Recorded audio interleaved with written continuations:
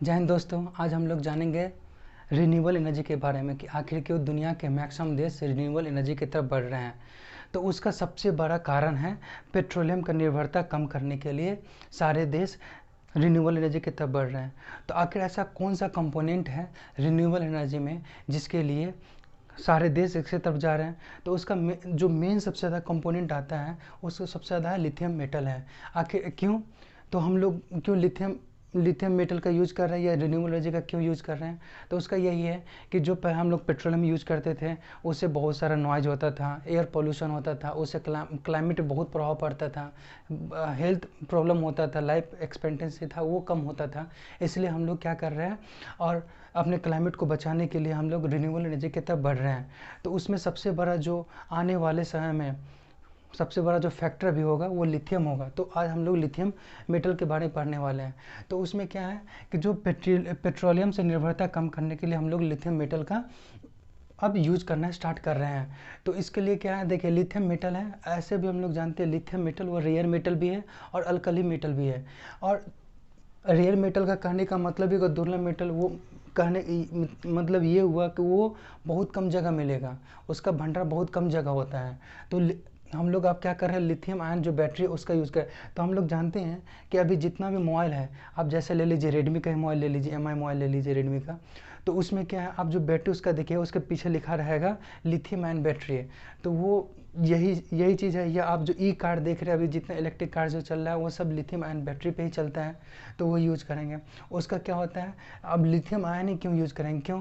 क्योंकि lithium ion होता है वो जो चार्ज करते हैं उसको चार्ज को स्टोर करने का इसके पास कैपेसिटी होता है, क्षमता होता है, इसलिए हम लोग इसका यूज़ करने वाले हैं।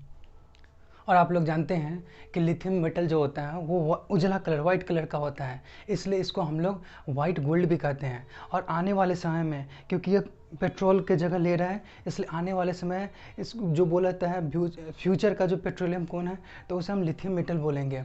और उसके बाद आप देखिएगा कि सबसे ज़्यादा लिथियम का भंडार कहाँ पे है। तो सबसे ज़्यादा लिथियम का भंडार आपको मिलेगा जो साउथ अमेरिका है ना, वहाँ मिलेगा। वहाँ पे कहाँ, एक जगह चिली है और उसके बगल में फिर आप देखिएगा नीचे जो यहाँ देखिए ऑस्ट्रेलिया, जो इंडिया के नीचे इंडियन ओशन के नीचे देखिए ऑस्ट्रेलिया है, वहाँ मिलता है दूसरे नंबर पर। तीसरे नंबर पर फिर आप देखिएगा साउथ अमेरिका का ही एक पार्ट है जो अर्जेंटीना है। चिली और अर्जेंटीना एक दूसरे से सटा हुआ पार्ट है।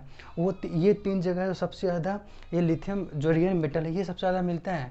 उसके बाद आप देखिएगा सबसे ज़्यादा इसका भंडार का मतलब सबसे ज़्यादा इसको निकालता कौन है, कौन देश सबसे ज़्यादा निकालता है। तो उस पर देखिए सबसे ज़्यादा निकालने वाला देश है, पहला पे आता है बोलिविया। ये भी साउथ अमेरिका का ही पार्ट है जो चिली के बगल में ही है और अर्जेंटीना से भी सटा हुआ है, मतलब दोनों से सटा हुआ पार्ट है, जो बोलिविया एक है।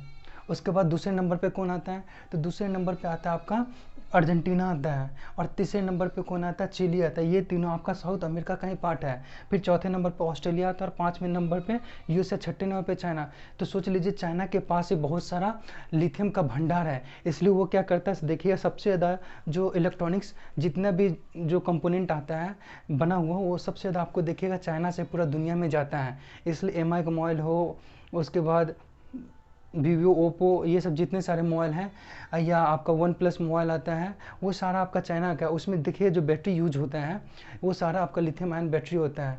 तो इंडिया ने चाइना को काउंटर करने के लिए दूसरा नंबर, इंडिया अपने आप को इलेक्ट्रॉनिक्स हब बनाने के लिए और फ्यूचर में और ग्रोथ करने के लिए इंडिया ने क्या किया है, जो साउथ अमेरिका का एक कंट्री है जिसका नाम अर्जेंटीना है, उसके साथ इन्होंने एक समझौता किया है कि आप मुझे क्या कीजिए, आप ये लिथियम मुझे चाहिए, लिथियम मेटल है वो मुझे चाहिए। क्यों?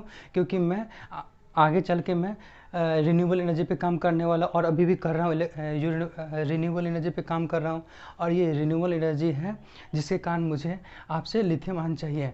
और इसके कारण क्या हुआ है, जो चिली हुआ, हम जो चिली बोलते हैं, चिली हुआ, अर्जेंटीना, बोलिविया, ये तीनों एक साथ हैं। और इस तीनों के पास सबसे ज़्यादा देखिएगा तो आपको मिलेगा लिथियम आयन बैटरी मिलेगा। सो लिथियम जो मेटल है वो मिलता है जो बैटरी उससे बनता है।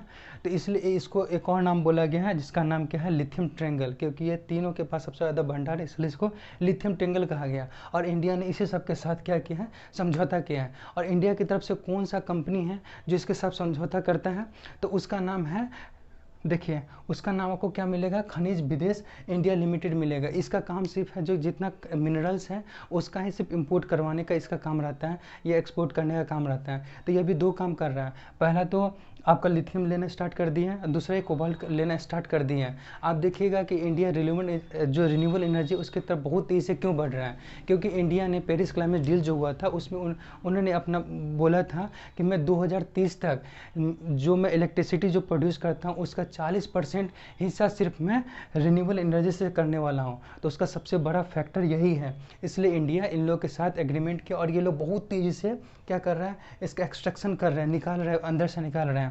और देखिएगा कि आप ये भी आप लोग पूछिए कि इंडिया में कहाँ पे लिथियम का जो मेटल है ये है कि नहीं, या थोड़ा कितना सारा है। तो देखिएगा इंडिया में कर्नाटक जो राज्य है उसके एक मांड्या जगह है जो उसके ज़िला है, वहाँ पे इसका एक भंडार अभी दिखा गया है अभी, और इंडिया में रिसर्च चल रहा है कहाँ पे है। तो वो फ्यूचर में आने वाले समय में वो और पॉसिबिलिटी है कि मिलेगा। और उसके बाद देखिएगा कि इसका बेनिफिट्स क्या है। बोलिएगा ना कि लिथियम आयन जो बैटरी इससे बनेगा, तो इससे आने वाले समय में क्या हम लोग का बेनिफिट होने वाला है इंडिया लोगों को या विदेश का। ऐसे तो हम लोग इंडिया के हैं तो इंडिया के बारे में बोले कि इंडिया में, इसके बाद हम लोग देखते हैं कि इसका क्या बेनिफिट्स होने वाले हैं हम लोगों को।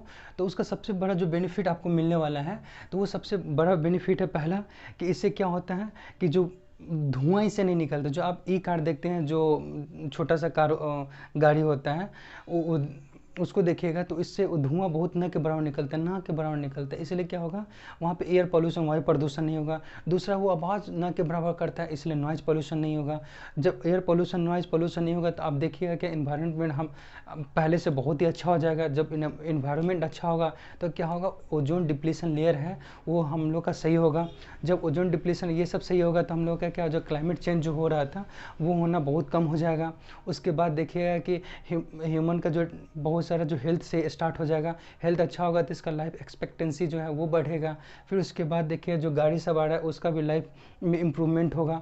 तो ये इसके बहुत सारे ऐसे फैक्टर हैं जो इसके लिए एडवांटेज है, हम लोग के लिए बेनिफिट है। लेकिन इसके आने वाले समय में चैलेंजेस भी तो आएंगे कि हाँ ये अपने साथ लेके आ रहे हैं, क्योंकि अभी इसका हम लोग आदी तो हुए नहीं हैं।